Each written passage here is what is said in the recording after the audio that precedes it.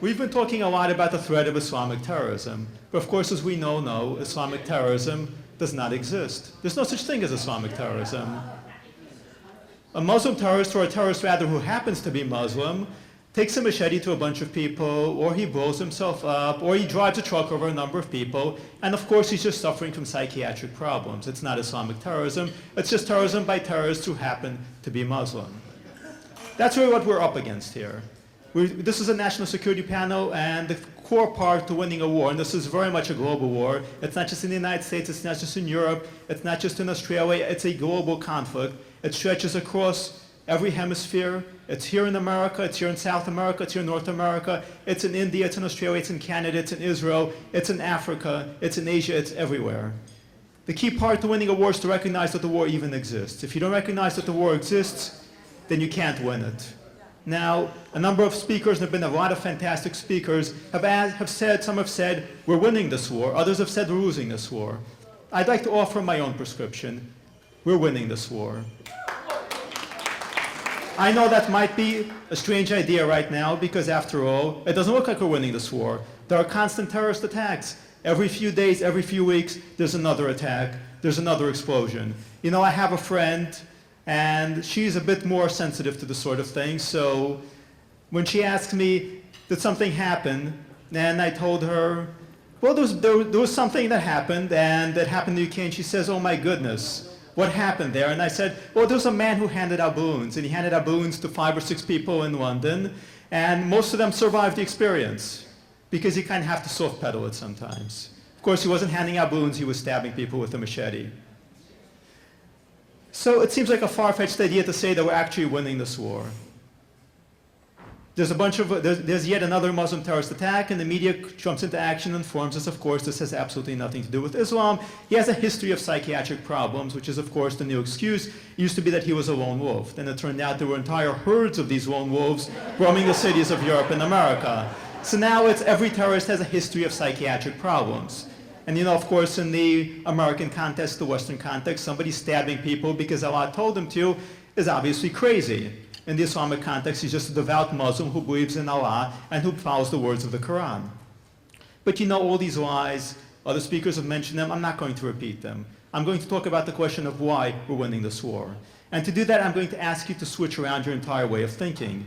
As counter-jihadists, we spend as much time fighting the big lie, the ones that I just mentioned, the one that Islam isn't a problem, that there might be a tiny minority of extremists who have misunderstood Islam. They read the Quran upside down and decided that peace really meant war and love really meant murder. That big lie, we throw ourselves against the lie, we try to beat it down. But the good news is this lie is dying. It's dying with every single Islamic terrorist attack. It's dying with ISIS, it's dying with Iran. To understand why, we have to understand what the lie is. The lie is denial. It's an effort to stop the inevitable. The inevitable is the clash of civilizations. It's the clash between Islam and the free world. Think of the bank executive who's embezzling money to feed his cocaine habit, and he makes every possible excuse. Where did the money go? He comes up with a new excuse, and he comes up with a second excuse. Think of the cheating husband. His cheating becomes more and more obvious, so he makes up more and more excuses to explain to his wife. But you know, the inevitable is coming there. This is just a temporary delaying tactic. The excuses that we're hearing, the big lie, it's a temporary delaying tactic. Because they know that they're going to get caught. And I'm talking about the bank executive, the cheating husband, the media, the entire political system that really puts multiculturalism, puts this kind of left-wing agenda ahead of national security. They're going to get caught, and they know it. And their lies are just an attempt to buy time before everybody wakes up to what's going on. The media excuses for Islamic terrorism, they're a way to buy time. They're buying Islamic terrorists another year or another decade before everything is out in the open. And we know how this works because this has happened before. Before World War II, they used every excuse to prevent the free world from doing anything about Hitler. Germany was the victim in World War I. Hitler was just trying to turn things around. Hitler is actually a moderate. Newspapers at the time said that Hitler was a moderate. He was part of the moderate wing of the Nazi party. Hitler was a moderate, just like the Muslim Brotherhood is a moderate. And Muslim Brotherhood actually kind of likes Hitler. But they didn't prevent the war because they couldn't prevent the war because the war wasn't in their hands to prevent. England wasn't the problem. America wasn't the problem. Hitler was the problem. Today, we're not the problem. The Muslim world is the problem, and the Muslim world is going to see that the war comes no matter what excuses are made, no matter how many times they blame psychiatric problems, lone wolves, failure to integrate, or the otherwise. None of that is going to change the inevitable. There is an inevitable conflict here. The conflict is coming. They couldn't prevent the war once Hitler invaded.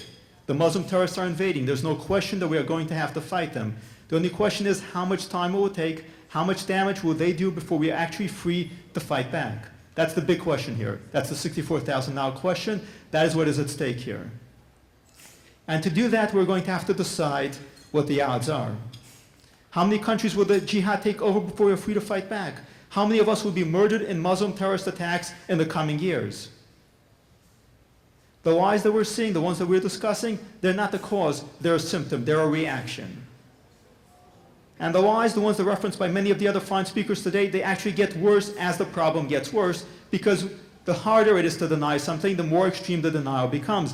There are desperate efforts by the deniers of Islamic terrorism, the deniers of Islam, the defenders of the failed multicultural model to stop the inevitable clash of civilizations. Now, to many of you, and I understand this completely, it might look like the bad guys are winning. We're isolated, they control the media. When you turn on the television, when you turn on CNN, you hear them in the media, you don't hear us. You don't hear amazing people like Robert Spencer or Stephen Coughlin or any of the others or Frank Gaffney being interviewed. Instead, you see the same old excuses, the same old explanations there. It looks like they're winning, they're in control.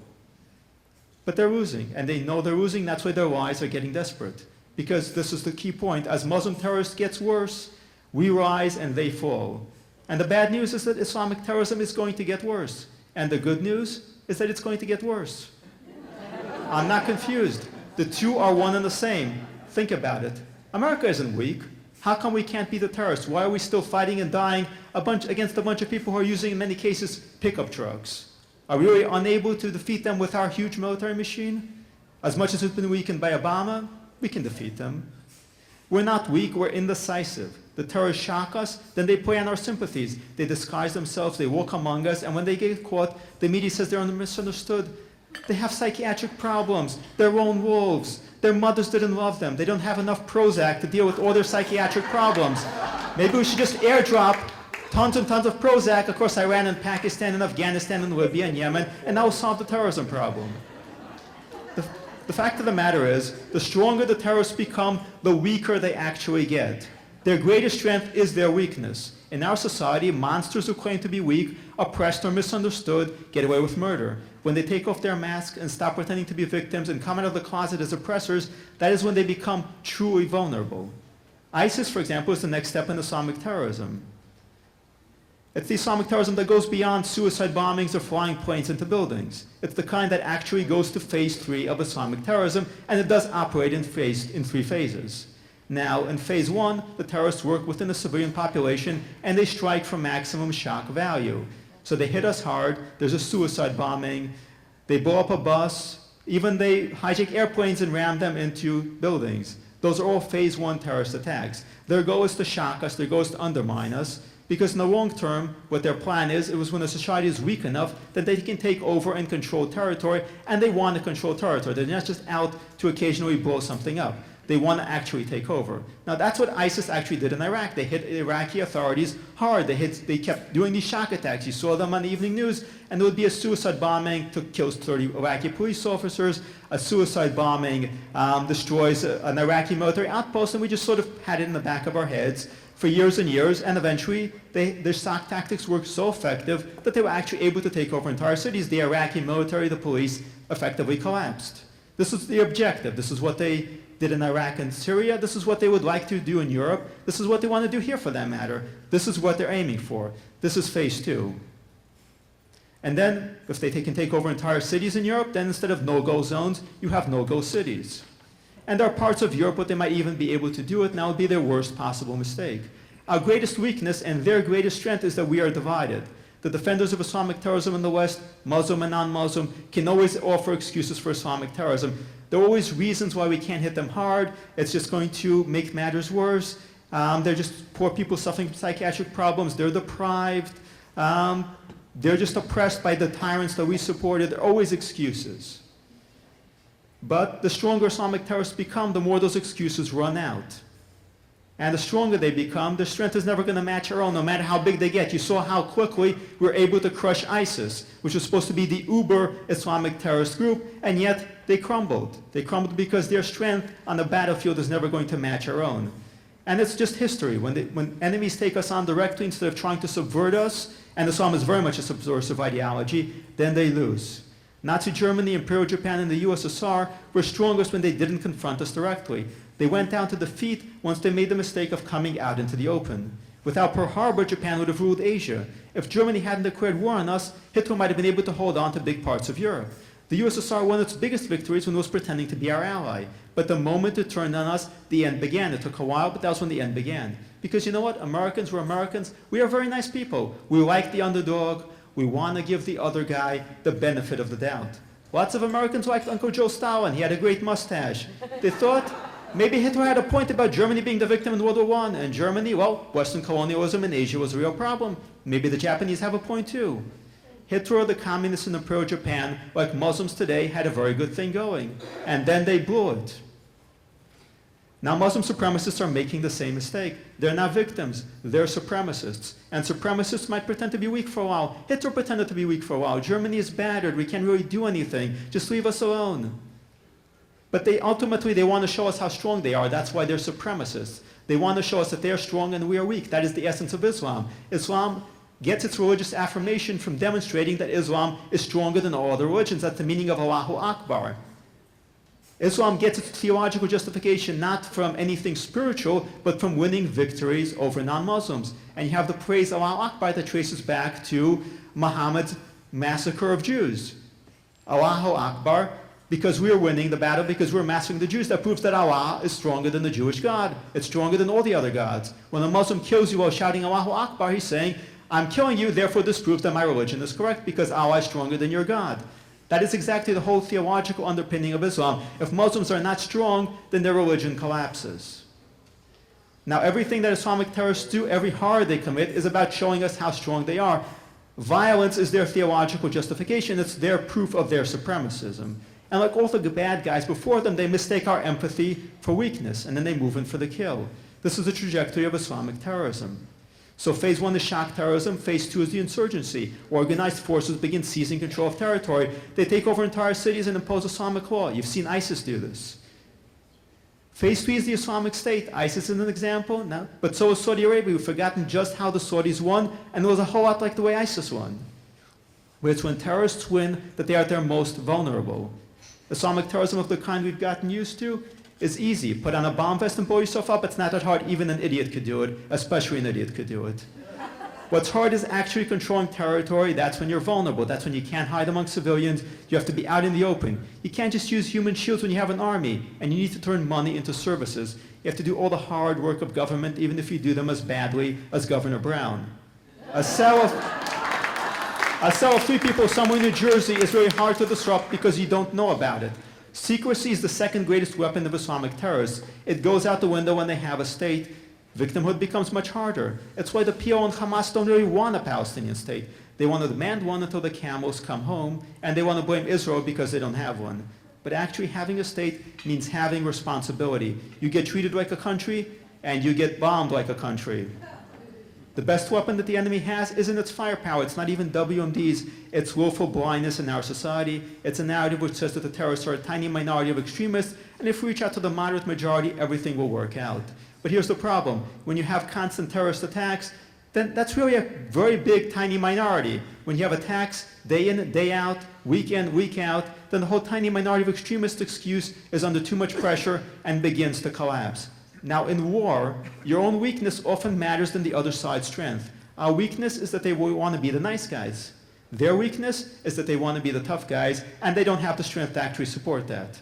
Our weakness keeps us from finishing the fight, but their weakness neutralizes our weakness. The greatest threat to the victory of Islamic terrorists comes from Islamic terrorists. They make it impossible for themselves to win because they don't understand us, and we don't beat them because we don't understand them. And the cycle plays out a lot. We see it in Israel, we see it with America and the Middle East.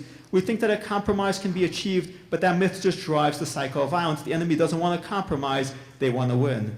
We're a cooperative society. They're a hierarchical society. So when Muslims immigrate to America, We want new people to come in and contribute, enrich the fabric of our diversity. It's wonderful. But when they come in, they want a hierarchy. And they examine the hierarchy, and they say, there's no hierarchy. We want to be on top of this hierarchy. We want to take over. The two are just not compatible, and the cooperative society starts committing suicide when it tries too hard to cooperate and compromise with an enemy that just wants to take over. Now, the enemy grows in strength by pretending to be weak while we wait for a compromise until the enemy makes it obvious to us, as Hitler did, that there will never be a compromise. No amount of Munich Accords, no amount of surrender, no amount of appeasement, no amount of community coordination with Islamic groups is going to work. And that's when things get ugly, because then the lie starts coming apart. It's easy to promise that Hitler isn't a threat when he's just making noise in a beer hall. It's harder when he's invading Poland. If your whole identity is tied up in claiming that Islam isn't a threat, then the worse the threat becomes, the harder you have to lie. And when the lies aren't enough, you have to censor and you have to criminalize. You have to put people in jail. You have to lock people up just for telling the truth about Islam because the lie is coming apart. That's where Europe is, as some of today's courageous speakers have told us. It's where Australia ended up. It's where America is heading. And don't kid yourself, they will begin locking up people here if they get the chance. You've seen it with the innocence of Muslims. Like the bosses of the Soviet Union, they will go to the wall before they lose. But the important thing is that they will lose. The entire narrative is built on hiding the truth. Don't talk about Islamic terrorists who create them. Don't call ISIS Islamic. Pretend that we can compromise our way to some settlement. Blame Israel. Blame Islamophobia. Blame anyone who tells the truth about Islamic terrorism. And it's a very impressive facade. And when you watch politicians and the entire media reciting the same talking points day in and day out, like lobotomized parrots, it's daunting. This is what's going on behind the curtain. The big lie is dying. Everything you see, the foreign policy of this administration, is an effort to keep the lie alive at any cost, and they failed over and over again. Withdrawing from Iraq, the Arab Spring, negotiating with the Taliban, the Iran deal, everything they've done only accelerated the process they were trying to suppress, the clash of civilizations. So the good news is that we're going to win, not just on the battlefield, but we, and I mean those of us in this room, are going to win the war of ideas.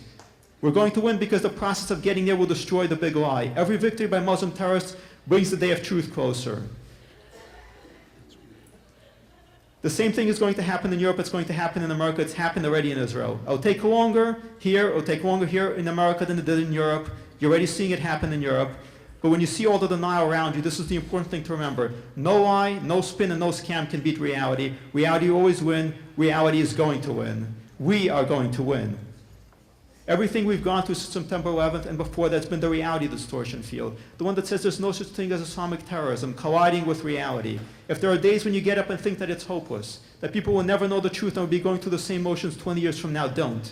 Every lie that has been told, every media story lying about Islamic terrorism, lying about Hamas and Iran, every piece of propaganda used to support the narrative is the little Dutch boy with his finger holding back the flood. But the flood is coming. In fact, it's already here. When we speak the truth, we are on the side of reality. You're here because you choose to face reality, and that's the first step to victory. Remember that. The road has been a long one, and it's not over. But the road to victory doesn't just happen in places like Iraq or Afghanistan. It begins in rooms like these with people like you. You may not think it can happen. Most people didn't believe the Soviet Union could fall. But when you get up close, you can sense the desperation at the top, and you can see the cracks slowly spreading, and you can recognize that the end is near. What you're witnessing is the last days of the Soviet Union when the government lied frantically and desperately about what was going on until the end came. The next generation of Islamic terrorism will crush the lie, and then we'll crush it. Thank you for coming. Thank you for being part of the good fight. And remember, no matter how dark the hour seems, we are going to win.